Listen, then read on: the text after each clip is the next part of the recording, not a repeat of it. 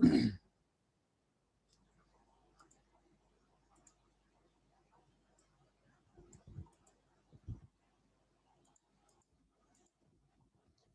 है, देखो कट गया था और वैसे भी आज नेट बहुत इशू कर रहा है। चलिए, दिस इज, ये हमारा पहला वेसल, ये हमारा दूसरा वेसल। अभी यहाँ पे हमने क्या किया, नॉन वोलाटाइल सोल्यूट डाल दिया, नॉन वोलाटाइल सोल्यूट। और यहाँ पे हम क्या ले रहे हैं, प्योर सॉल्वेंट। ठीक है, हालांकि ये भी प्योर है हमारा, ठीक, और ये वोलाटाइल है। तो हम क्या करेंगे, इन दोनों का सोल्यूशन तैयार करेंगे। इसको उठा के यहाँ डालेंगे, इसको उठा के इस वेसल में डालेंगे और हम एक सॉल्यूशन बनाएंगे। ठीक है, ये हमारा सॉल्यूशन है। अब जब सॉल्यूशन तैयार हो जाएगा तो इस जगह पे क्या है, अब हमको इसको क्या करना है, हीट करना है। जो हमारा बेसिक प्रोसेस है हमने अभी तक वही लिया है और वही देखा भी है। ठीक है, अब यहाँ पे आप देखो कि इसका जो प्रेशर है, ठीक है, वेपर प्रेशर इसका कुछ भी नहीं होगा, या कहे तो इनको जब इसको जरूर ज़्यादा हीट करेंगे तो वेपर प्रेशर क्रिएट होगा। लेकिन नॉर्मल कंडीशन में, ठीक है, एटमॉस्फेरिक प्रेशर पे नॉर्मल कंडीशन में इसका कोई भी वेपर प्रेशर हमारे पास नहीं रहेगा। इसका जो वेपर प्रेशर है वो कितना होना चाहिए, P1 नॉट। यहाँ पे क्या हो जाएगा, P2 नॉट बराबर 0। ठीक, ये कंडीशंस है हमारे पास, अभी हमने जो ऑलरेडी पढ़ रखा है।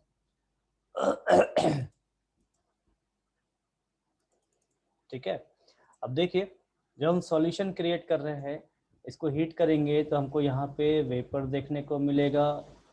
अभी तक वही चल रहा है जो हमने पढ़ा है पहले। ठीक है, तो यहाँ पे जो प्रेशर होगा वो क्या होगा, P1। तो P1 कुछ ना कुछ होना चाहिए। P2 कितना हो जाएगा, P2 बराबर 0।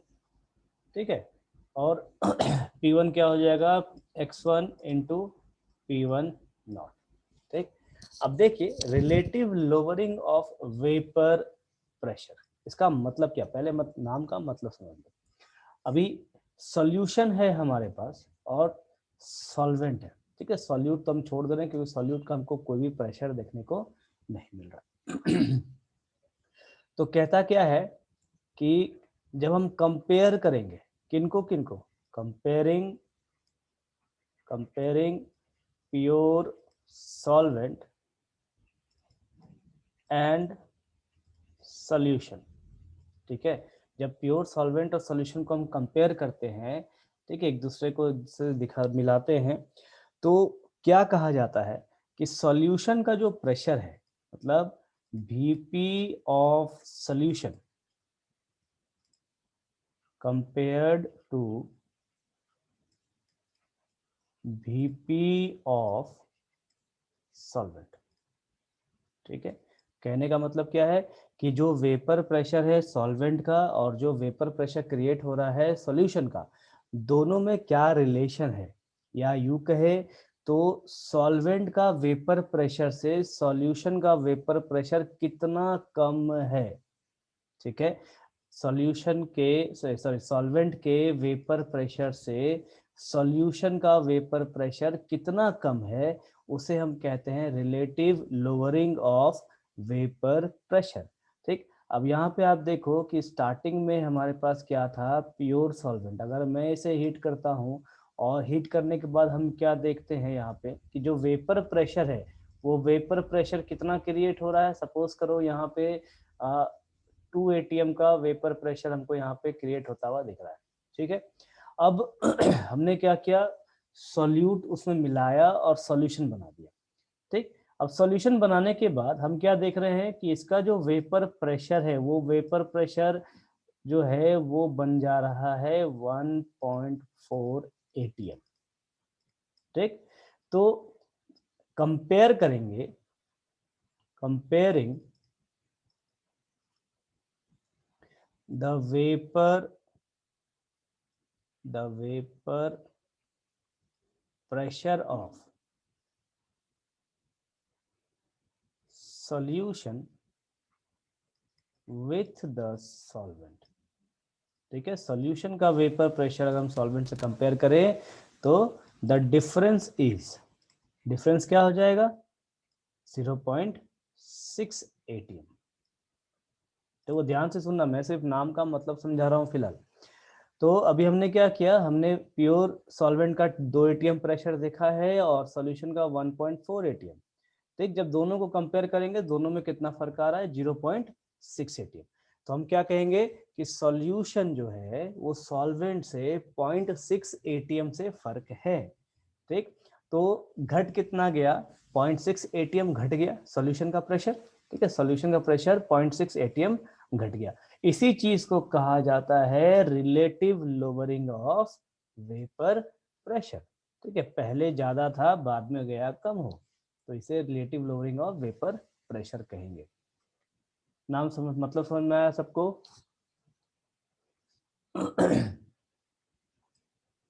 सबको मतलब समझ में आया?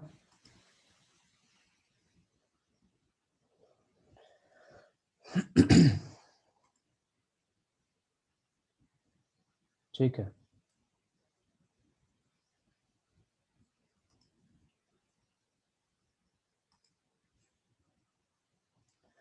ठीक है। अब एक चीज देखिए, हमारे पास प्योर सॉल्वेंट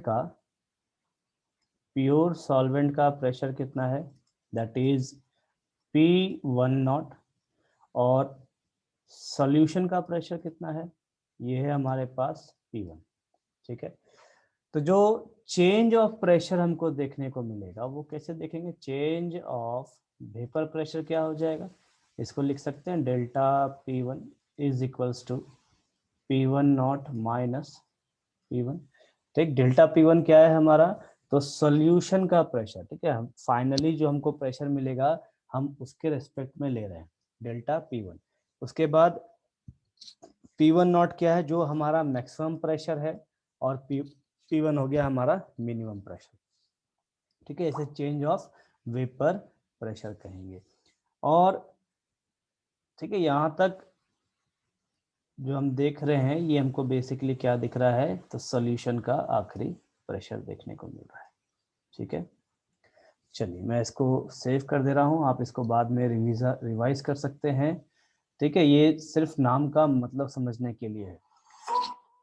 एक मिनट होल्ड करेंगे सर।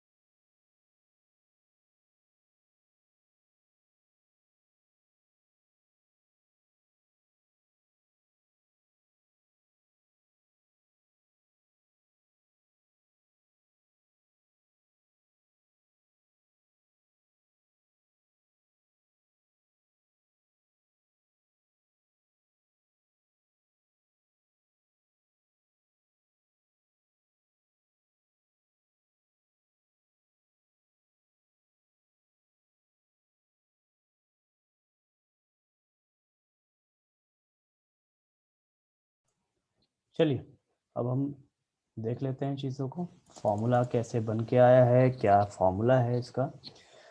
तो कहता क्या है, if a non volatile solute is added to pure solvent then vapour pressure of solution decreases.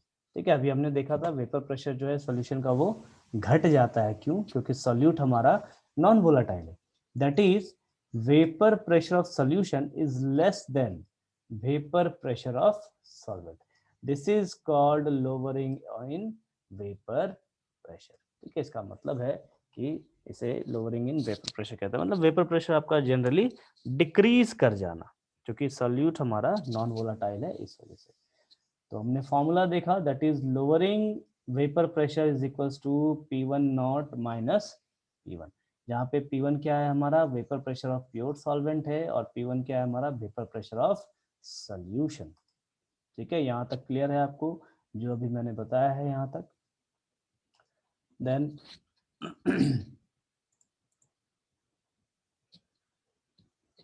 Raoult's law established that the lowering of vapor pressure depends only on the concentration of solute. किसने क्या लिखा है? Only on the concentration of solute particles and is independent of their identity. अभी routes law क्या कहता है कि जो भी वेपर प्रेशर क्रिएट हो रहे हैं, ठीक है, वो किसके ऊपर डिपेंड कर रहा है? सिर्फ और सिर्फ सॉल्यूट के ऊपर। अब जैसे हमने क्या किया, सॉल्यूशन में सॉल्यूट नॉन वोलेटाइल डाला है, ठीक है, तो नॉन वोलेटाइल से क्या हो रहा है कि मेरा, एक मिनट, नॉन वोलेटाइल से क्या हो रहा है कि मेरा जो प्रेशर है वो प्रेशर डिक्रीज होता हुआ दिख रहा है, ठीक है। अब मान लीजिए कि हमारे पास ये एक सॉल्यूशन हमने ले लिया, सॉल्यूशन में हमने क्या किया, 4 मॉलिक्यूल डाल दिए सॉल्यूट के, ठीक है। ध्यान से देखो, मैं नंबर बता रहा हूँ, 4 नंबर ऑफ मॉलिक्यूल्स, ठीक। उसके बाद हमने एक कंटेनर लिया जिसमें, सर आवाज रुक रुक कर आ रहा, चलो ठीक है, वापस रिपीट कर रहा हूँ। देखो, राउट्स लॉ क्या कहता है कि जो सॉल्यूट है, सॉल्यूट के कंसंट्रेशन पे वेपर प्रेशर जो है वो चेंज होता है।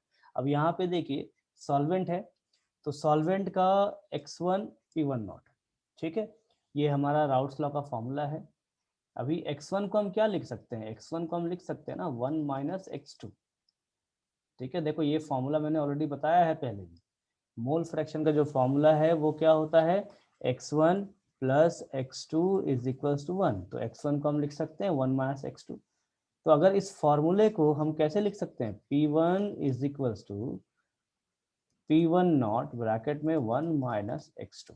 तो ये जो हमारा वेपर प्रेशर है सॉल्वेंट का सॉल्यूशन में, ठीक है, वो किसके टर्म में आ जाएगा, ये आ जाएगा सॉल्यूट के टर्म में, ठीक है।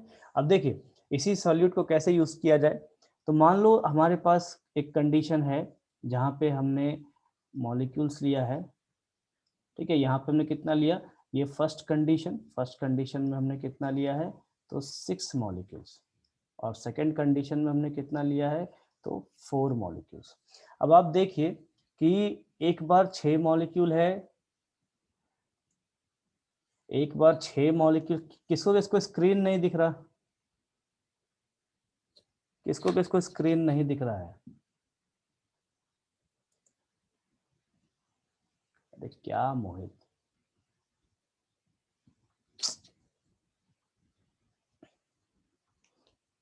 चलो ठीक है, अभी लिखना बंद कीजिए, ठीक है, लिखना बंद करो।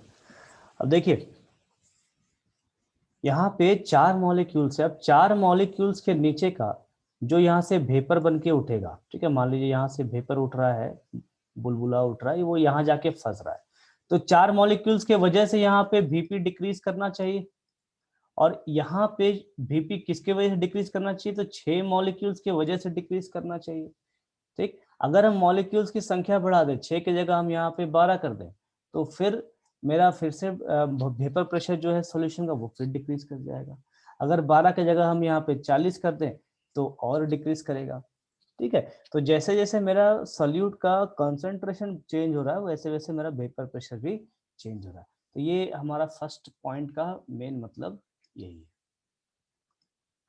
ठीक है। अब यहाँ पे देखिए,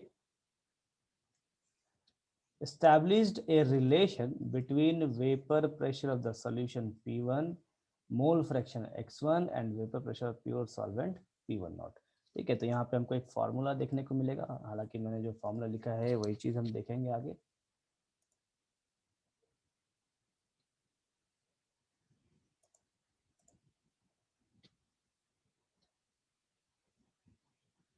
The lowering vapor pressure is given by delta P1 is equals to P1 not minus P1, ठीक है। मैंने आपको पहले ही बताया था P1 नॉट कितना हमने लिया था 2 ATM, और P1 कितना हमको देखने को मिल रहा था 1.4 ATM, तो जो चेंज था वो कितना था 0.6, तो वो जो चेंज है उसी को लोअरिंग वेपर प्रेशर कहा जाता है।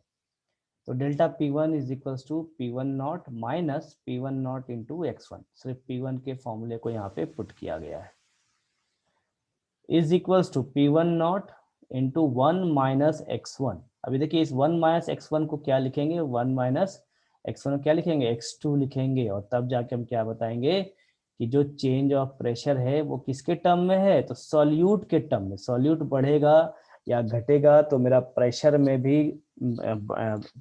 भी इंक्रीमेंट और डिक्रीमेंट होना चाहिए। ठीक है, देखो अभी तक वही यहाँ लिखा हुआ है जो मैंने अभी आपको बताया है already. Then do you know what exactly is meant by relative lowering of vapor pressure? That is P1 naught minus P1 divided by P1 naught। अभी इससे पहले मैंने आपको नाम का मतलब समझाया था, ठीक है, नाम का मतलब समझाया था। क्या समझाया था कि मेरे पास प्योर सॉल्वेंट है, ठीक है, और मेरे पास सॉल्यूशन है। तो प्योर सॉल्वेंट का जो प्रेशर है वो है P1 नॉट और सॉल्यूशन का है वो है P1। ठीक, लोअरिंग ऑफ वेपर प्रेशर मेरे पास क्या है, P1 not minus P1। This is lowering of vapour pressure. ठीक है, अब इस प्रेशर को, ये जो बॉक्स में लिख रहा हूं, इस प्रेशर को हम किससे कंपेयर कर रहे हैं, इसको हम कंपेयर कर रहे हैं प्योर सॉल्वेंट के प्रेशर से। तो जब इसको प्योर सॉल्वेंट से प्रेशर से रिलेट करेंगे तो इसी को कहा जाता है relative lowering of vapour pressure. इसी चीज को मैंने स्टार्टिंग में आपको समझाया था, वही चीज यहाँ पे लिखा हुआ है कि क्या कहता है, do you know what exactly is meant by relative lowering of vapour pressure, that is P1 naught minus P1 divided by P1 naught। ठीक है,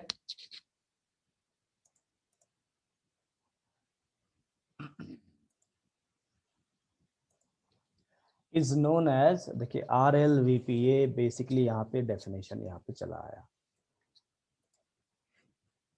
the ratio of the lowering of vapour pressure that is delta P1 to the vapor pressure of the pure solvent P1, delta P1 divide by P1 not is equals to x2। यहाँ पे देखिए ये जो formula है, इसी formula को वहां पे रिलेट किया गया है।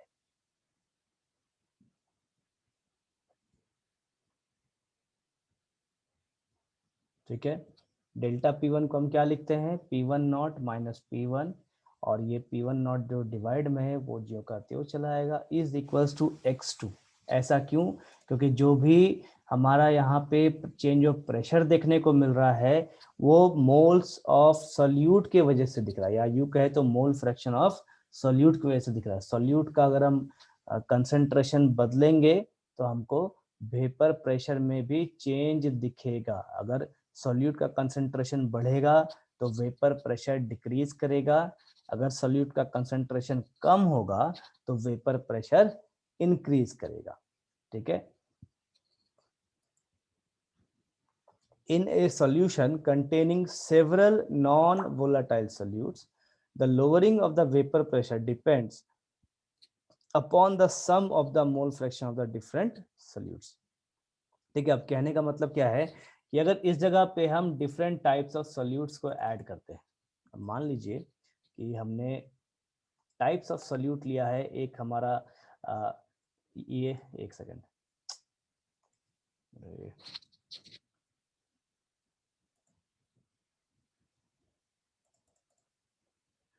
मान लीजिए हमने टाइप्स ऑफ सोल्यूट लिया है, ठीक है, x2, x3 और x4। तो जो प्रेशर है वो इन तीनों के वजह से डिक्रीज करेगा। ठीक, तो फिलहाल हम बाइनरी सॉल्यूशन पढ़ रहे हैं, तो बाइनरी सॉल्यूशन के लिए सॉल्यूट एक ही है, हमारा जो सिलेबस है वो बाइनरी सॉल्यूशन के ऊपर है, तो सॉल्यूट हम एक ही लेंगे। लेकिन अगर डिफरेंट टाइप्स ऑफ सॉल्यूट्स है, जैसे टर्नरी सॉल्यूशन हो गया, टर्नरी सॉल्यूशन में क्या है, टर्नरी सॉल्यूशन में आपके पास, यार ये बारी बारी से लोग क्यों ज्वाइन करते हैं बीच बीच में। टर्नरी सॉल्यूशन में क्या हो गया, हमारे पास 2 सॉल्यूट होता है, और क्वाटरनरी में क्या होता है हमारा, क्वाटरनरी में 3 सॉल्यूट होते हैं। ठीक है। तो 2 सॉल्यूट अलग अलग तरीके से, 3 सॉल्यूट अलग अलग तरीके से वेपर प्रेशर डाउन करता है। ठीक है, उसी चीज को इस पॉइंट में लिखा गया है।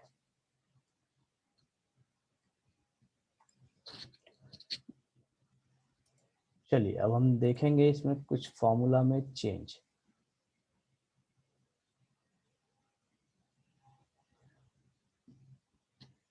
अब देखो क्या है, फॉर्मूला वापस से लिखा हमने, P1 not minus P1 divided by P1 not is equals to X2। जो हमारा फॉर्मूला है RLVP का वही लिखा है। Then from the above equation one can state another way of expressing Raoult's law. Raoult's law को हम इससे भी लिख सकते हैं। कैसे? तो relative lowering of vapour pressure of a solution is equal to the mole fraction of solute in the solution. ठीक है, तो राउट्स लॉ हम कैसे लिखेंगे? Relative lowering of vapour pressure मतलब RLVP किसी भी सॉल्यूशन का वो किसके बराबर होना चाहिए? तो सॉल्यूट के मोल फ्रैक्शन के बराबर होना चाहिए।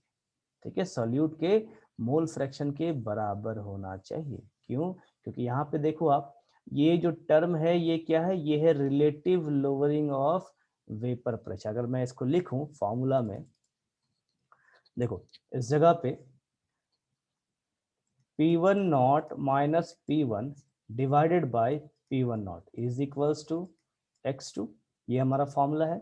अब मैं इसको लिख सकता हूं ना कि delta P1 is equals to X2 into P1 not, यही लिख सकते हैं ना। तो हमने राउट्स लॉ में क्या पढ़ा है कि P1 is equals to X1 into P1 not. अब यहाँ पे x1 को कैसे कन्वर्ट किया गया? x1 को कन्वर्ट किया गया है 1 माइनस x2 के टर्म में। ठीक है, 1 माइनस x2 के टर्म में। तो ये बेसिकली किसको रिलेट कर रहा है? इस तरीके से relative lowering of vapour pressure को रिलेट कर रहा है। ठीक, तो ये हमारा एक नया डेफिनेशन बनता है RLVP के टर्म में। मैं यहाँ लिख दे रहा हूँ, definition in term of RLVP। ठीक है, डेफिनेशन टर्म ऑफ RLVP। तो इसे भी आप राउट्स लॉ में लिख सकते हो, लेकिन आपको वहां लिखना पड़ेगा एग्जाम में कि आप किसके टर्म में लिख रहे हैं। चलिए अब इस फॉर्मूले को हम थोड़ा और एक्सपैंड करेंगे। कैसे? तो x2 को हम क्या लिखेंगे? N2 divided by N2 plus N1। ठीक है, divided by N2 plus N1 ये हम लिख सकते हैं क्योंकि हमको पता है मोल फ्रैक्शंस को ऐसे लिखा है, तो ऑलरेडी पढ़ाया है मैंने।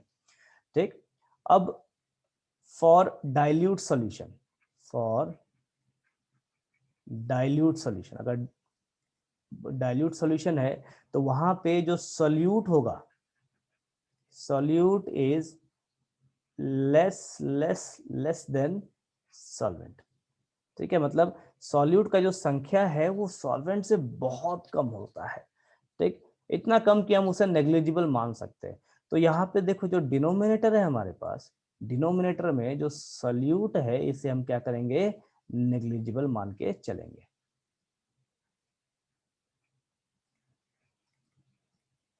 ठीक है, जब इसे नेग्लिजिबल मानेंगे तो हमको क्या फॉर्मूला देखने को मिलेगा? फॉर्मूला मिल जाएगा P1 not minus P1 divided by P1 not is equals to x2 के बदले क्या लिखेंगे? N2 divided bye N1। तो ये एक फॉर्मूला है जो यहाँ पे हमको देखने को मिलेगा।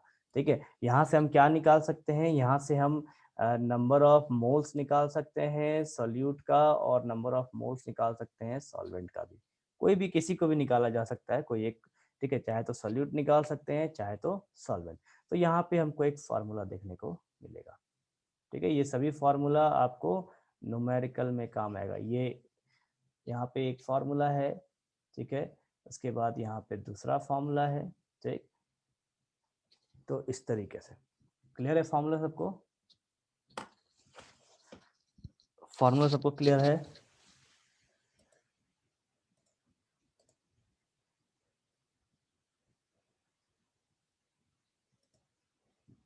ठीक है, देखिए मैं वापस से फॉर्मूला दिखा रहा हूँ। x2 is equals to N2 divided by N2 plus N1। N2 क्या है? Number of moles of solute. N1 क्या है? Number of moles of solvent. ठीक, अब फॉर्मूला में पुट किए हैं N2 divide by N2 plus N1, ठीक है। इस फॉर्मूला में इसको सिर्फ फॉर्मूला में पुट किया गया है। देन डाइल्यूट सॉल्यूशन के लिए N2 जो है N1 से बहुत कम होता है, ठीक। डाइल्यूट सॉल्यूशन का मतलब क्या है कि एक ऐसा सॉल्यूशन जिसको पतला से पतला किया गया है। मतलब मान लीजिए हमारे पास अगर कोई सॉल्यूशन है, एक सेकेंड, अगर हमारे पास कोई सॉल्यूशन है जिसमें वाटर और सॉल्वेंट लिया, सॉरी वाटर और HCl मान लो लिया गया है, ठीक है। HCl है मेरे पास और हम क्या कर रहे हैं, इसे डाल दे रहे हैं वाटर में, ठीक। और इसमें हम और वाटर डालते जा रहे हैं, ठीक है। तो ये क्या होगा, मेरा सॉल्यूशन ये डाइल्यूट होता चला जाएगा, मतलब पतला होता चला जाएगा, ठीक। या यूं कहे तो HCl का जो कॉन्सेंट्रेशन है वो कॉन्सेंट्रेशन कंपेयर्ड टू सॉल्वेंट वो डिक्रीज करने लग जाएगा। तो उस कंडीशन में हम क्या कहेंगे कि सॉल्यूट हमारा 1-8% है या फिर 0.5% हो और सॉल्वेंट मेरा कितना हो तो 99% से भी ऊपर हो, ठीक है। इसके वजह से क्या है कि हम N2 को यहाँ से रिमूव कर सकते हैं। तो डाइल्यूट सॉल्यूशन के लिए N2 क्या हो जाएगा मेरा, कम से कम हो जाएगा। अब कम से कम हो जाएगा तो फॉर्मूला कैसे लिखेंगे,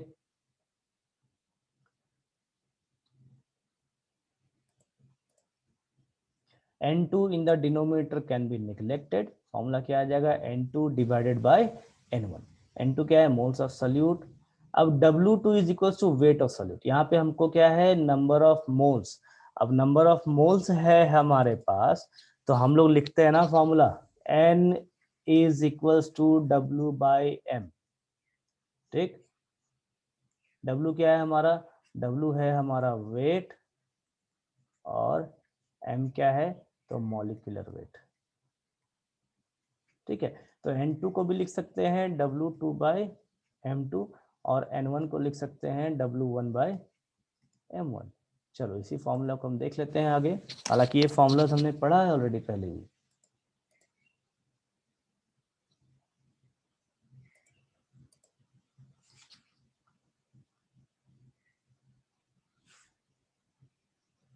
ठीक है, तो N2 बाई N1 को इस तरीके से लिखा जा सकता है और सबको पुट करने के बाद हमको एक सिंपल सा फॉर्मूला मिलेगा।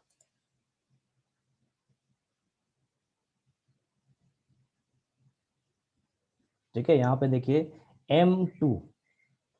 अब देखो सबसे बड़ी बात कि ये फॉर्मूला हमने निकाला क्यों है, ठीक है। ये फॉर्मूला क्यों निकाला है, तो कई बार न्यूमेरिकल्स में हमको मॉलिक्यूलर वेट, एक सेकंड, न्यूमेरिकल में हमको मॉलिक्यूलर वेट पूछता है सॉल्यूट का, ठीक है। एक तो मॉलिक्यूलर वेट पूछेगा, मान लीजिए कि हमको ये दिया गया है कि सॉल्यूट मान लीजिए हमको दे दिया गया है जिसका नाम नहीं मालूम, तो आपको मॉलिक्यूलर वेट पूछेगा। और अगर आपको मान लीजिए सॉल्यूट दिया हुआ है जिसका नाम दिया हो तो आपको वहां पे वेट पूछेगा, ठीक है। तो ये एक कंडीशन है न्यूमेरिकल्स के केस में,